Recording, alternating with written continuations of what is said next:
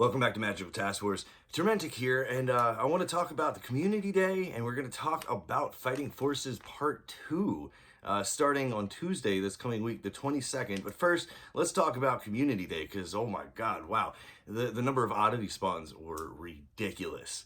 And I also was surprised that we actually got a runestone from each oddity that we returned, which was awesome. I got over 120 runestones, and there were some people that I saw in various Facebook groups and stuff like that that actually returned like 400 foundables. No idea how they did it, but they were able to return so many. So like 350, 416 runestones. Like that's insane amount of runestones.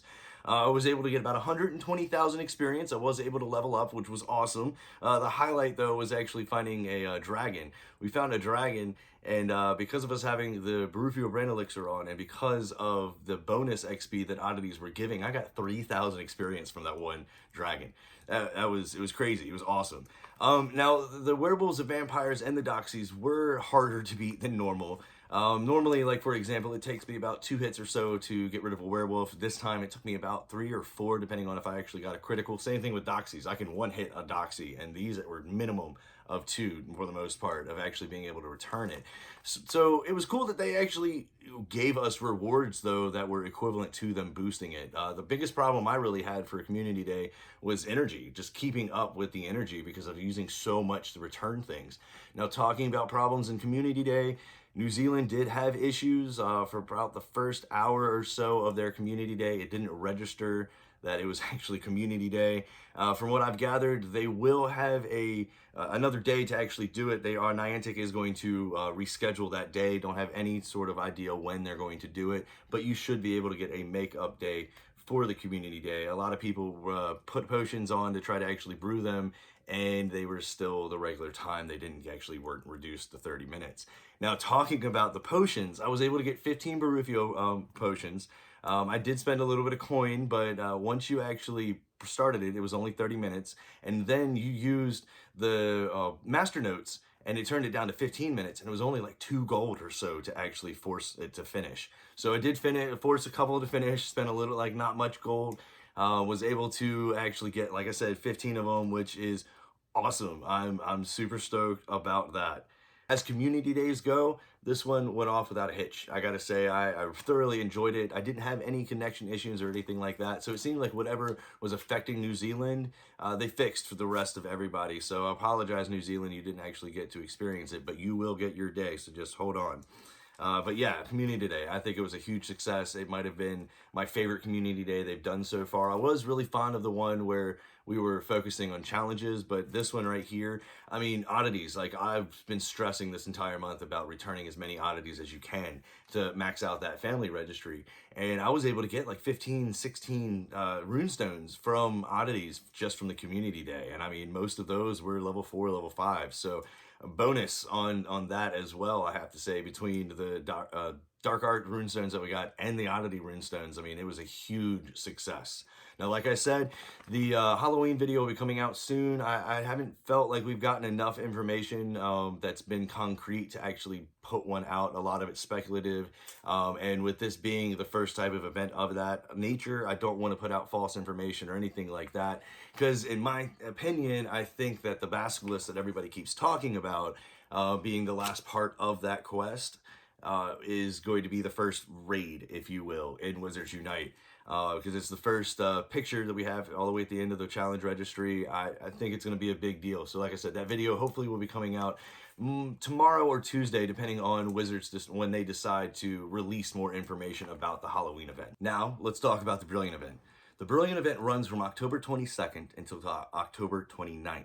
You'll be able to get the normal 15 green books that you can normally from any Brilliant event. But the cool thing is that they're continuing with the red books, and you'll be able to get 4 of those red spell books, which is critical. I love that they've added those to Brilliant events. Now, talking about the first task, you need to dine at inns twice, you need to brew 6 potions, and defeat 3 oddities. Now, the oddities shouldn't be that big of a problem because they'll start spawning again like they did with part 1. Or you can use a trace potion if you want to in order to find those, but I'd hold off on using the trace potion. Now, the brew 6 potions, the trick to that is that you're going to want to have 4 potions brewing before the event. So when the event starts, you can just click, click, click, click, grab all 4 of those right there. Now you can actually then start 2 other potions. Most likely what you're going to want to do is you're going to want to brew, you're going to need to brew 5 regular EX potions, and I'll get into why. So what I would do is I would have like maybe a healing potion and 3 regular EX potions queued up ready to tap as soon as the brilliant event starts. And then I would brew 2 regular EX potions immediately after that. Now you can choose if you want to use a little bit of coin, shouldn't cost that much. But I would make sure that you have the 5 EX potions for part 2 because it's part of it. Now, the rewards that you actually get from the first part, you get 5 REM bloods, which again is critical because of part 2. You get 4 of those green books, and then you get 2 red books right off the bat, which is awesome.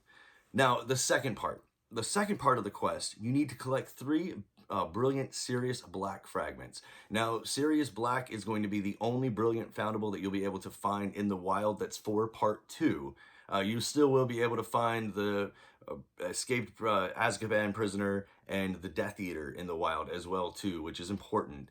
But you will the only new one you need to worry about that's in the wild is the Sirius Black brilliant one. Now here it is, like I said, part 2, you need to use 5 EX potions on part 2. So if you already have most of those brewed for the first part of the quest line, this right here, you'll just be able to boom, boom, boom, hit them out. Now, I would recommend using them probably on oddities, just because, from my opinion, you want to stay away from fortress challenges at this point because of part 3. See, all 4 of them actually tie together. Now, you also need to open up 2 portmanteaus. Now, it doesn't specify that they need to be brilliant, so that means that you can actually have 2Ks already started when you first start the first part of the quest line. Part 1, I would just go ahead and actually try to open up maybe 2Ks. Use your gold key, use the silver key if you want to, but you are going to need to open up some port keys for this quest line, and it doesn't specify that they need to be brilliant, which is awesome because you can use the 2K ones in order to actually complete that. Now, for this part, your rewards, you're going to get 2 potent EX potions, which is critical. I'll get into that in a minute.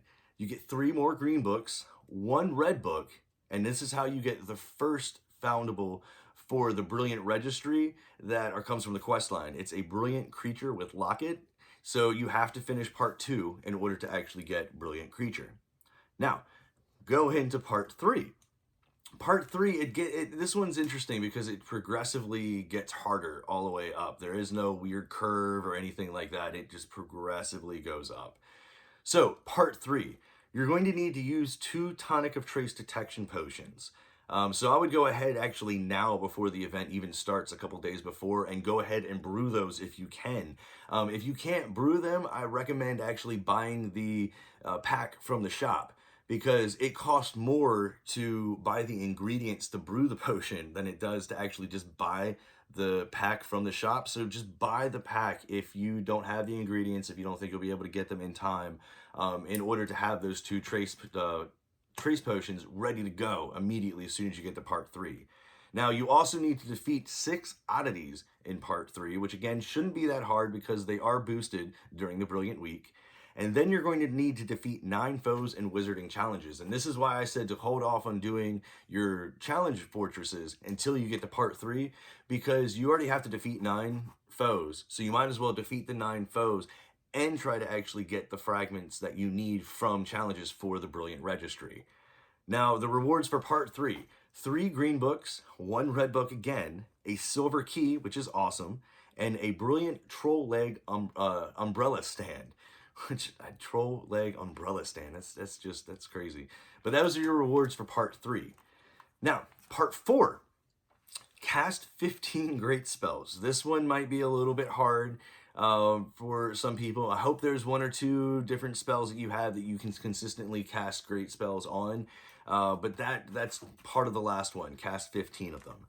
The next one is use 5 potent EX potions. Now, you do get 2 potions from rewards from part 2, so hold on to those 2, and then you're just gonna have to have 3 more that you use. And again, I don't personally like using them on just regular oddities or regular things like that. Unless it's a severe or an emergency, then I always try to use some sort of EX potion.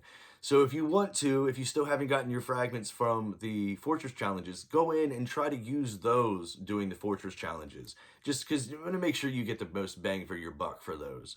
The last one is obtain 4 port keys. Now that means that you have to walk 4 portmanteaus, unlock them in order to get the port keys. Again, it doesn't specify that it has to be a brilliant port key, which is awesome. So you can use 2Ks if you want to in order to try to speed that up. And again, remember, they gave you a silver key in the last reward set for Quest Part 3. So you can use that silver key if you really want to. Now, the rewards that you get are 50 gold, which is awesome. 5 green books. Again, that's awesome. I love it. And 1 brilliant phoenix fragment. Now, you do get some various family XP from part 1 through 4 and some various wizarding XP, but I was just going over the basics, the important things I felt that you actually needed to pay attention to from that quest line. Now, here's something that's really cool, and I'm really excited that they added this. It's a bonus event to where if you finish the brilliant event early, like, because I usually finish it within the first day or two. If you finish it early, you can actually go and do an entire new, like, 1-part quest line in order to get some awesome rewards. The 3 that you need to do in order to actually get those rewards, the bonuses, if you will, is defeat 20 brilliant Death Eaters. Again, they should be all over. You should not have a problem finding those in order to actually defeat them. You also need to defeat 25 oddities. They're boosted. If you have a problem not being able to find them, like I said, just use a trace potion. You should be able to pop them up, no problem. And then play 10 wizarding challenges. It doesn't specify a level or anything like that, so if you really want to, you can just go to Ruins 1 and just boom, boom, boom, boom, boom, knock them out completely quick. Or if you want to, you can grind a little bit in order to actually get some more of that challenge XP. Now, if you finish it, you get an additional red spell book. You get a title that you can use for your ministry ID. You also get a Death Eater variant, which I'm not sure what that is, but that sounds pretty cool. It's a variant of the Death Eater. I'm assuming probably a variant of the Brilliant Death Eater. And you that's what you get for completing all 3 of those steps. Now, the overall reward that you get for completing the bonus is you get an additional spell book. You get a Fighting Forces achievement badge, which is really cool. I'm hoping that they continue this bonus with each of the brilliant events coming up in the future, because it'd be really cool if you have achievements, basically, if you finish it or if you actually can do the bonus, things like that. That's awesome. And you get a little bit of wizarding XP, and you get 100 billion XP for that family, which is cool because that gives you a couple extra runes in order to use those in fortress battles if you haven't been able to get all of your fragments. So what I'm going to do now is I'm going to go over how you get each of the foundables for the Brilliant Event Registry, just in case you had any questions. You get Sirius Black, like I said, in the wild. He's the only Part 2 wild one you'll find. You get the Troll Leg Umbrella Stand, Creature, and the Phoenix Patronus from finishing the event quests. So that should be pretty easy to get as well, just because all you got to do is finish the event quests. You get the Portrait of Phineas from Portkeys. And then you get the Order of the Phoenix photo from Challenges. So that's how you actually get each one of the new Brilliant Foundables. Remember, you will be able to get Part 1's Brilliant Foundables in the wild as well. The Azkaban Escapee and the Death Eater. So if you need those, just go up and grab them. I mean, again, you're going to have to return some anyways, especially for that bonus. You're going to have to return a lot of them. Some tips that I actually have in order to get prepared for the Brilliant Event Part 2. Go ahead, like I said, and brew those 2 trace potions. If you don't have any in stock right now, if you don't have the ingredients in order to brew them, what you're going to want to do is you're going to want to buy the bundle. You're not going to want to buy the ingredients for each of the potions. For some reason, like, it's weird. So for some reason, the bundle is way cheaper and cost effective versus buying the individual ingredients you need for the trace potion. Also, hold on to some of your 2K porkies, because unless we hear otherwise, you can use those in order to finish the quest line, the open portmanteaus. You don't have to use brilliant portmanteaus in order to actually complete the quest line, which is crazy, but it's awesome. I really like it. So you can have some of those almost finished if you want to. You have to time it out correctly, because you don't want it to open before the event starts or anything like that, because then you're back to square one. You want to make sure that you've pre-brewed 4 potions that are ready to just tap and receive right as soon as the event starts, because that's part of Part 1 quest line, is brew the 6 potions. So you want to make sure that you have those potions already queued. Now, again, what I would do personally is I would have some sort of like maybe a potent EX potion brewed first, and then I would brew 3 regular EX potions. After you've collected all 4 of those, I would go ahead and I would brew the remaining 2 regular EX potions that you need, and then finish off the remaining potent EX potions that you will need actually for the quest line. Now, remember, you do get 2 of them, so you don't have to brew 2, but you do need to use 5 in part 4. So just plan accordingly, try to get some ingredients if you can, but definitely make sure that you have those 4 potions brewed, ready to pick up when the event starts. And lastly, we found out after Brilliant Part 1 finished that apparently the only way we were able to get Fluffy was from the tonic of trace detection. I have not seen one since Part 1 finished, so you definitely want to try to use that tonic of trace detection as much as you can in order to get those Fluffy fragments so you can potentially maybe prestige that page. I'm hoping that once the Brilliant event is over, Part 1 and Part 2, they will release Fluffy into the wild, because I haven't really seen that many people find it in the wild without a trace potion. If you have found it in the wild without a trace potion, please leave a comment below in the comment section and let me know, because I'm really curious if anybody has, because from the various Facebook posts that I've seen, things like that, it was all from the trace potion.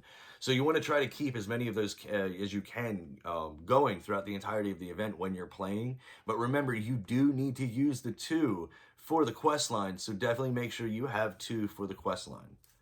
But my name is Turmentic. I know this is a lot of information that I just threw at you, so if you have any questions or anything like that, leave a comment down below and I will try to answer it to the best of my ability. I have started covering Minecraft Earth. It started its global launch last week, so if you're interested in the game, going over what the basics are, things like that, check out the other playlists that I have on the channel. You'll find that all right there. All you gotta do is click my name. But like I said, my name is Turmentic. Give the video a like if you found it helpful. Subscribe to the channel for more tips, tricks, and breaking news. And as always, I hope you have a wonderful day.